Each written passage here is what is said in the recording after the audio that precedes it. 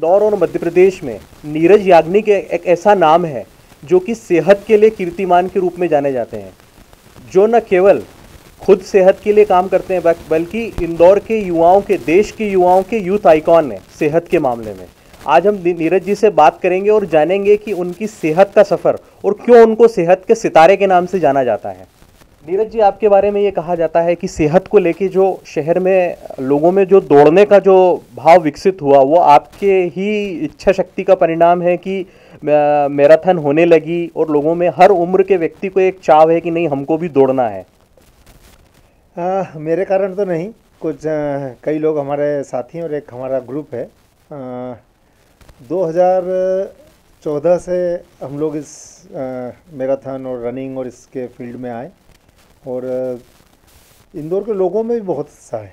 मतलब जैसे ही हमने पहला इंदौर में मैराथन 2015 फरवरी में करी तो इंदौर के लोगों ने गज़ब का उसमें रिस्पांस दिया और पहले ही साल 25,000 लोग सड़कों पर दौड़ने के लिए निकल गए। और जब रिस्पांस अच्छा मिलता है तो हमारी भी इच्छाएं होने लगती हैं कि और करें इसमें कुछ। और स्वास्थ्य को लेके अगर कुछ करना हो तो एक मन में भी भावनाएं जगने लगती हैं इस तरीके से कि और होना चाहिए, कुछ और होना चाहिए। और जनता ने साथ दिया तो हम करते गए और रनिंग, साइकिलिंग, और आज आप देख ही रहे शहर में इतने जो साइकिलों के प्रति लोगों का रुझान है, जो लोग सड़क पे आ रहे हैं, कहीं ना कहीं उसमें आपका नाम आता है सामने कि आपने उसकी शुरुआत की थी और वो कारवां जो है वो आगे बढ़ता जा रहा है। लॉकडाउन में और भी लोग इस सेहत के प्रति अलर्ट हुए और अब साइकिल को लेके और भी जागरूकता आ रही है। देखिए, जैसे मैंने पहले भी कहा कि इंदौर के लोग जो हैं वो गज़ब का रिस्पांस देते हैं किसी भी अच्छी चीज़ को लेके, जिसमें सफाई में हम लोग देख ही चुके हैं। और कुछ इसी तरीके से स्वास्थ्य को लेके भी इंदौर मतलब बहुत गज़ब का जागृति है। और मुझे ये लगता है कि विश्व में सबसे ज़्यादा अगर आबादी के मान से कहीं साइकिल बिकी होंगी लॉकडाउन के दौरान तो इंदौर में बिकी होगी। और आप देख रहे हैं अभी BRTS वगैरह सुबह मतलब एक मेला लगता है, एक उत्साह, ऐसा त्यौहार मनता है रोज़ साइकिलों का। लोग, बच्चे, छोटे छोटे बच्चे साइकिल चला रहे हैं। तो जब इस तरीके से रिस्पांस मिलना चालू होते हैं तो निश्चित हमारी जिम्मेदारी और बढ़ती जाती है और हमारे मन में भी विश्वास आता जाता है कि हमें कुछ करना चाहिए इस लाइन में और, ताकि और आगे बढ़े, फिटनेस आगे बढ़े। आपकी साइकिल यात्राओं ने युवाओं को चैलेंज किया है कि उनको भी जीवन में कुछ नया करना चाहिए। जो कश्मीर से कन्याकुमारी तक की जो यात्रा थी वो किस तरीके से आपने? देखिए, कश्मीर से कन्याकुमारी के पीछे बहुत सारी चीज़ें थी। मेरी एक मेजर सर्जरी हुई थी। मेरी गर्दन के अंदर एक नकली डिस्क डली हुई है, उसमें स्क्रू लगे हुए हैं, स्टील की प्लेट लगी हुई है। तो मेरे मन में था ये लोगों को बताना कि ऑपरेशन अगर किसी चीज़ का आप करा लेते हैं तो उसके बाद एक नया आपका जीवन चालू हो जाता है और हमें भय से निकलकर एक अच्छी शुरुआत करना चाहिए। तो एक ये संदेश मैं देना चाहता था और कुछ अलग करना चाहता था। और इस बीच में धारा 370 का हटना हुआ और देश में एक माहौल बना कि कश्मीर से कन्याकुमारी तक हिंदुस्तान एक है।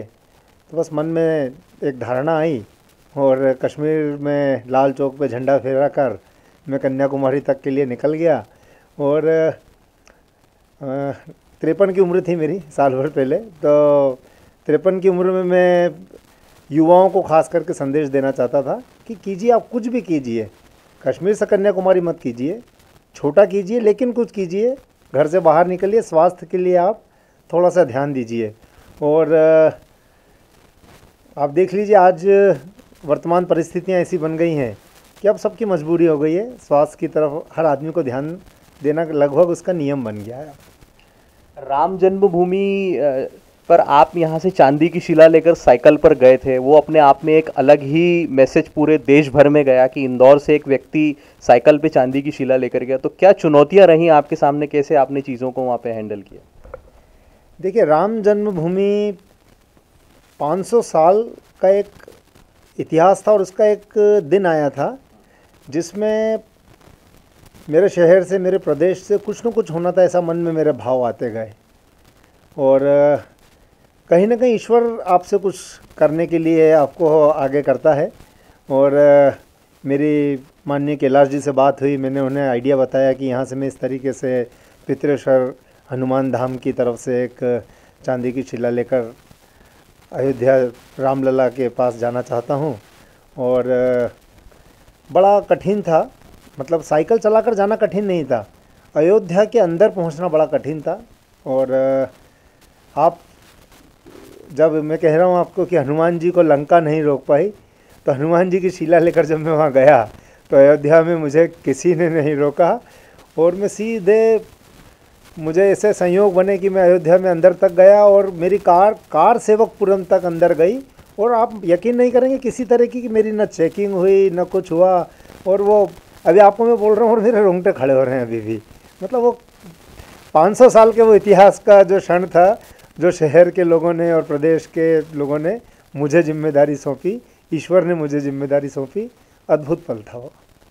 अब पहली बार साइकिल से नर्मदा परिक्रमा का आपने जो ये प्रण लिया है, तो इसके पीछे क्या मैसेज है, क्या है? देखिए, 54 वर्ष की मेरी उम्र है और बचपन में जब से होंठ संभाला है, तो यह तो मुझे मालूम है कि मैं जो आज जी रहा हूँ वो नर्मदा मैया के कारण ही जी रहा हूँ। और गज़ब का इतना मीठा पानी है नर्मदा का, आप देख ही रहे होंगे पूरे देश में। मतलब हिंदुस्तान में कई जगह हमारे यहाँ की चीज़ें लोग इसलिए पसंद करते हैं या कई दूसरे शहर इसलिए नहीं बना पाते हैं कि नर्मदा जी के पानी का कमाल है वो। तो नर्मदा मैया का उस बारे में तो मैं क्या कहूँ।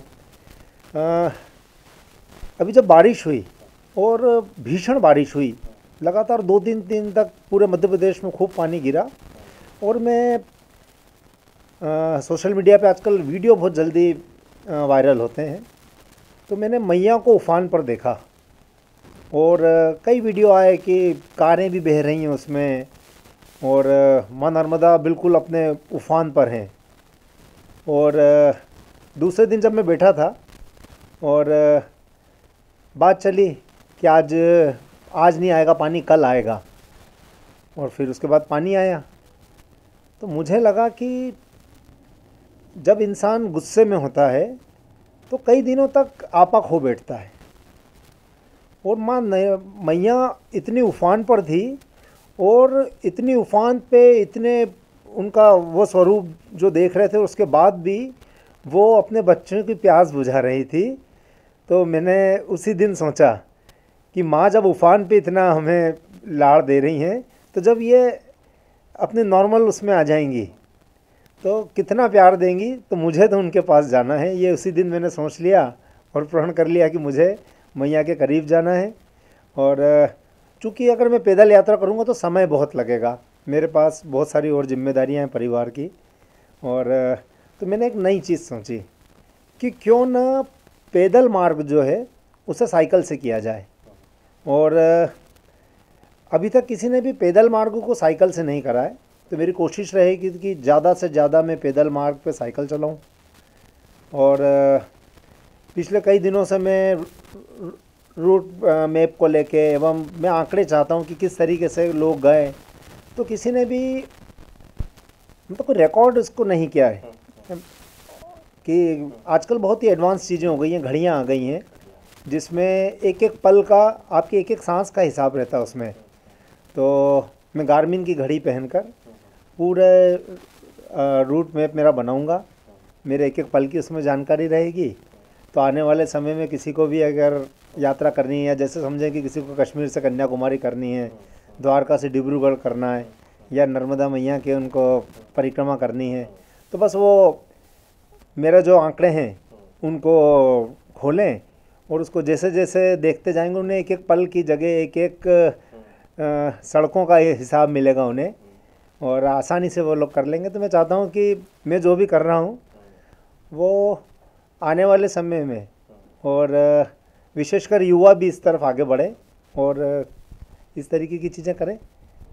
और फिटनेस के साथ अगर धर्म जुड़ जाता है तो एक मज़ा अलग रहता है उसमें, क्योंकि आपकी शक्ति इतनी नहीं लगती। अगर मैं आपसे कह दूंगा कि आपको अभी 10 किलोमीटर दौड़ के जाना है या आपको यहाँ से एयरपोर्ट तक पैदल चल के जाना है, तो हो सकता है आप या तो ना कर देंगे, या अगर जाएंगे तो आधे रास्ते में थक जाएंगे।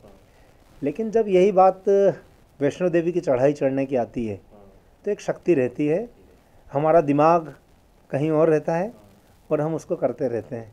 तो मेरी इच्छा ऐसी कि हर आदमी कहीं ना कहीं किसी चीज़ से प्रेरणा लेके बस फिटनेस के लिए अपने आप को झोंक दे। नीरज जी ने यह साबित कर दिया है कि उम्र का केवल अंक है। इस अंक को अगर हम लेके चलेंगे तो हम अपने आप को बूढ़े, जवान या उसमें परिभाषित कर सकते हैं। लेकिन अगर आपके पास में जोश, जुनून और जज्बा है, किसी भी काम को करने के लिए एक संकल्प है, तो आप कोई भी जंग जीत सकते हैं।